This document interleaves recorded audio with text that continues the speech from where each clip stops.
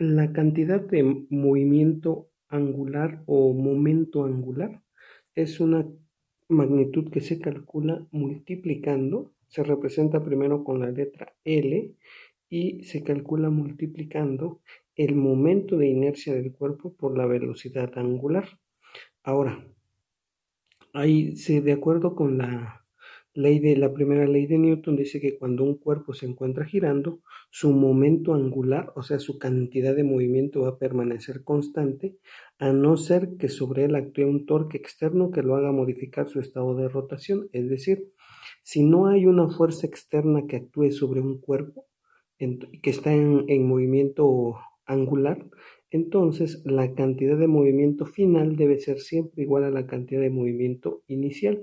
Y esto se presenta porque en esta ecuación de la cantidad de movimiento se puede modificar la velocidad angular, y si modificas la velocidad angular, entonces se va a modificar el momento de inercia.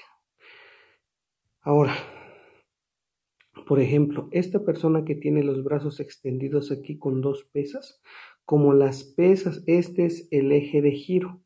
Entonces aquí las pesas tienen un radio mayor que en este caso. Entonces esta masa de las pesas va a generar un momento de inercia mayor aquí. Por lo tanto, aquí tiene un momento de inercia mayor y aquí tiene un momento de inercia menor porque recogió las pesas hacia el centro de giro. Por lo tanto, si hablamos de la conservación del momento angular, lo que debe ocurrir es que cuando éste disminuye su momento de inercia, entonces su velocidad angular debe aumentar para que así se conserve la cantidad de movimiento. Ahora, esto, por ejemplo, aquí está, se aplica de la siguiente manera, mira. Si esta persona que está aquí girando tiene este hecho de que el radio sea mayor aquí que aquí, va a hacer que si no hay una fuerza, un momento de torsión externo que actúe sobre la persona, entonces cuando recoja los brazos, lo que ocurre aquí es que el momento de inercia disminuye. Y si el momento de inercia disminuye, entonces la velocidad angular tiene que aumentar, o sea, va a girar más rápido cuando recoge los brazos, y si los extiende, entonces su velocidad angular tiene que disminuir. Entonces, esos ejemplos son los que viste en los videos que te proporcioné, y lo mismo ocurre con esta patinadora sobre hielo.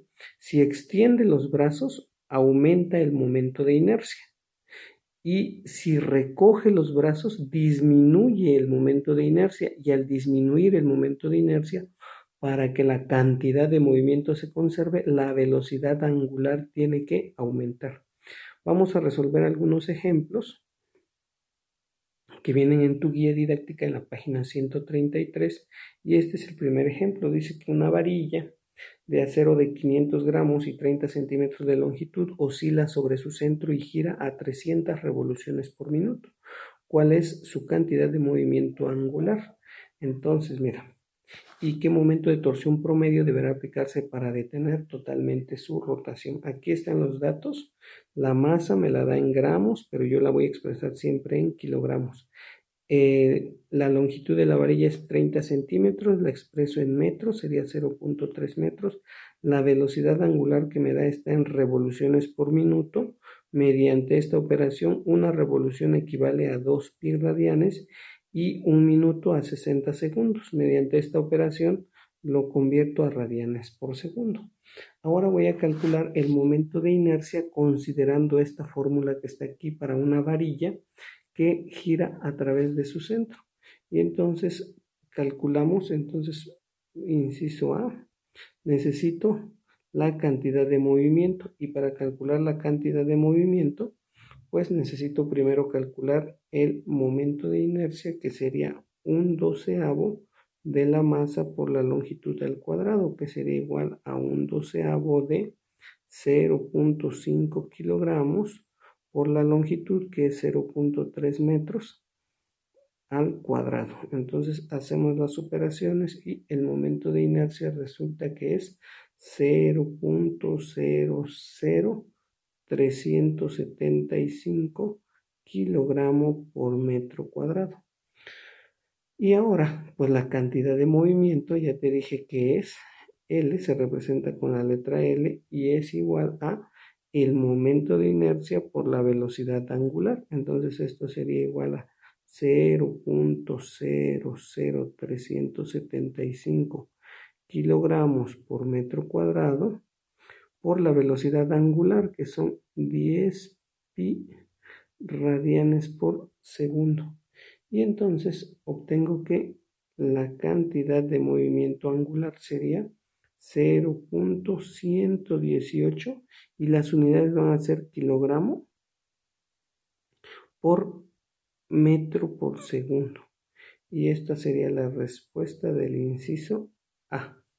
Ahora, para el inciso B, me pide que yo calcule cuál sería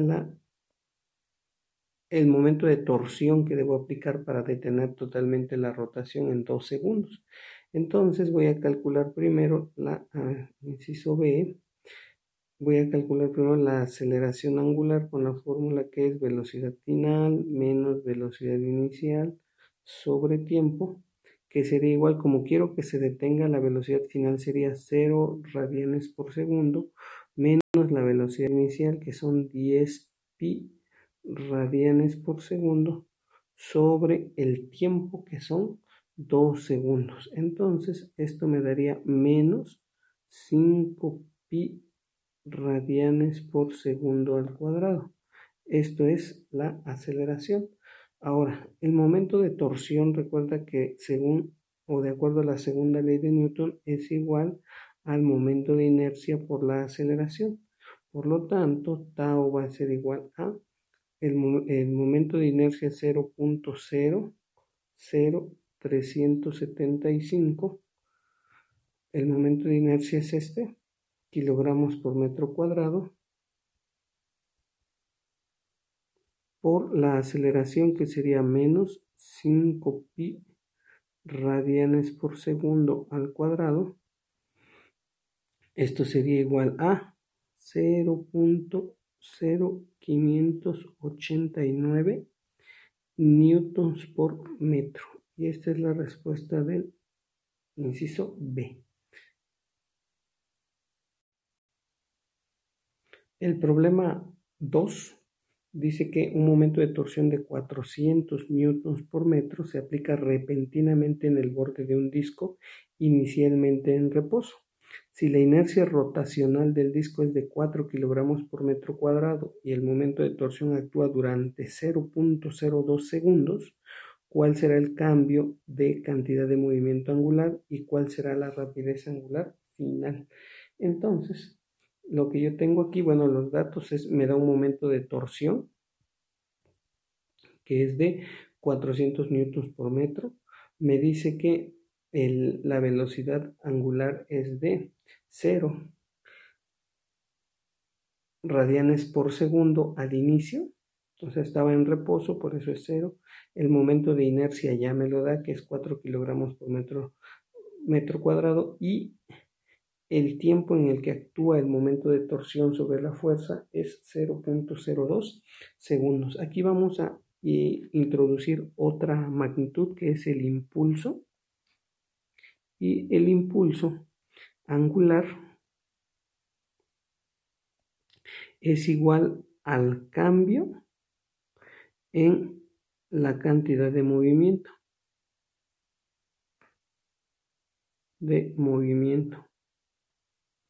Y el impulso se calcula como tau por tiempo, es decir, el tiempo que actúa el momento de torsión sobre el cuerpo se multiplica por el momento de torsión. Entonces, si yo calculo aquí el momento de torsión, sería el impulso va a ser igual a tau, que sería 400 newtons por metro, por el tiempo que actúa sobre el cuerpo es 0.02 segundos. Entonces tengo que el impulso es igual a 8 kilogramos metros sobre segundo al cuadrado. Y Este sería el impulso. Ahora, el impulso es lo mismo que el cambio en la cantidad de movimiento. Entonces, esta es mi respuesta para el inciso A. O sea, es el cambio en la cantidad de movimiento, que serían 8 kilogramos por metro sobre segundo al cuadrado. Ahora, para el inciso B, me pide que cuál sería la rapidez angular final. Entonces, con la fórmula de la cantidad de movimiento es igual a I por velocidad angular. De aquí despejamos la velocidad angular y la velocidad angular sería igual a la cantidad de movimiento sobre el momento de inercia. Entonces esto sería igual a 8 kilogramos metros sobre segundo al cuadrado sobre el momento de inercia, que es 4 kilogramos metro cuadrado. Y entonces esto va a ser igual a 8 entre 4 es 2 radianes por segundo. Y esta sería la respuesta para el inciso B. Y para resolver el problema 3, mira, dice, en tu guía no está completo el problema, pero aquí lo estoy poniendo de manera completa. Dice, un disco A de 6 kilogramos que gira en sentido de las manecillas del reloj a 400 revoluciones por minuto, se acopla a un disco B de 3 kilogramos, aquí son 6 kilogramos, y aquí son 3 kilogramos que gira inicialmente, está en reposo. El radio del disco A es de 0.4 metros y el radio del disco B es de 0.2 metros. Si el disco B gira 200 revoluciones por minuto en el mismo sentido que el disco A, ¿cuál sería entonces la rapidez angular común después de que se acoplen? Es decir, están girando aquí cada uno por separado. Y una vez que ya están en movimiento se acoplan, se juntan. Entonces la pregunta es cuál sería la velocidad angular común después de que se junten, después de que se acoplen. Bien, los datos los voy a poner aquí. La masa del disco A son 6 kilogramos, el radio del disco A es 0.4 metros y la velocidad angular es 400 revoluciones por minuto. Para este primer caso voy a dejar la velocidad angular así, en revoluciones por minuto, porque al final pues voy a dar la velocidad angular en revoluciones por minuto.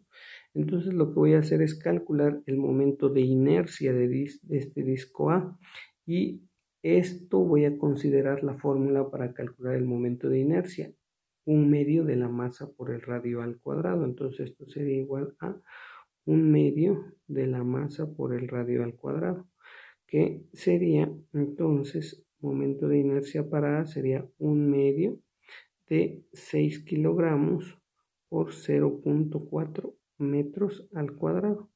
Entonces el momento de inercia para A sería 0.48 kilogramos por metro cuadrado. Ahora, sigo aquí mismo con A. La cantidad de movimiento L para A va a ser igual al momento de inercia por la velocidad angular. Entonces sería cantidad de movimiento va a ser igual a momento de inercia en A por velocidad angular en A. Sería 0.48 kilogramos por metro cuadrado por 400 revoluciones por minuto. Lo voy a dejar así. Entonces la cantidad de movimiento para A sería 192, y lo expreso así, kilogramo metro cuadrado por revoluciones sobre minuto. Lo vamos a dejar así. Entonces ahora voy a calcular lo mismo para el disco B.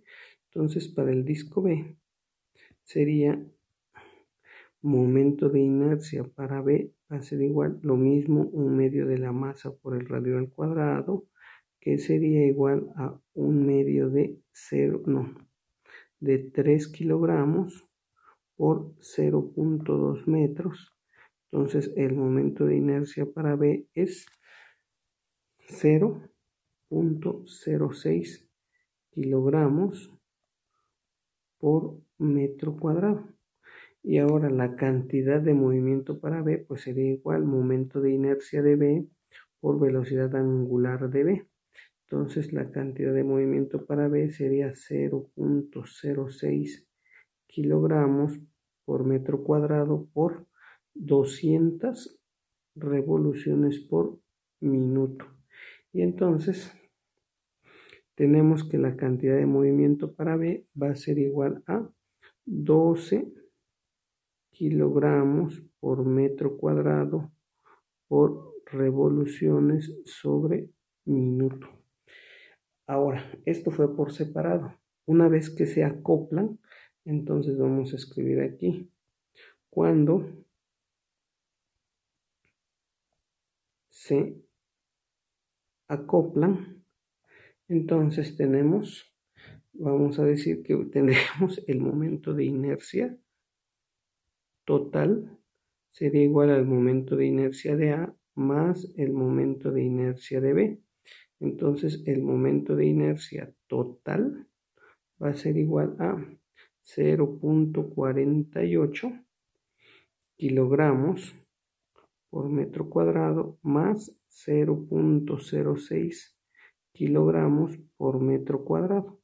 Entonces el momento de inercia total va a ser igual a 0.54 kilogramos por metro cuadrado. Ahora, esto es el momento de inercia, ya acoplados. Cantidad de movimiento. Cantidad de movimiento total. La cantidad de movimiento total pues sería L total es igual a la cantidad de movimiento de A más la cantidad de movimiento de B. Entonces la cantidad de movimiento total va a ser igual a 192 más, que es la de A, más 12, que es la de B, más 12 sería igual a 204, y recuerda que esto lo tenemos en kilogramos por metro cuadrado por revoluciones por minuto. Y entonces ahora sí voy a calcular la velocidad angular final, que sería entonces con la fórmula de cantidad de movimiento, dice que es igual a el momento de inercia por la velocidad angular. Para este caso sería cantidad de movimiento total es igual a inercia total por velocidad angular final. De aquí despejamos la velocidad angular final, este está multiplicando, pasa dividiendo, entonces velocidad angular final va a ser igual a cantidad de movimiento total entre inercia o momento de inercia total, que sería igual a 200 kilogramos, no, 204, perdón, que es la cantidad total, esta de aquí, kilogramo metro cuadrado por revoluciones por minuto sobre el momento de inercia total, que es este, 0.54 kilogramos por metro cuadrado. Y aquí lo que va a ocurrir es que este kilogramo con metro cuadrado se elimina con este kilogramo y me queda en revoluciones por minuto. Entonces tendría yo que la velocidad angular final va a ser igual a 377.78 revoluciones por minuto. Y esta es la respuesta.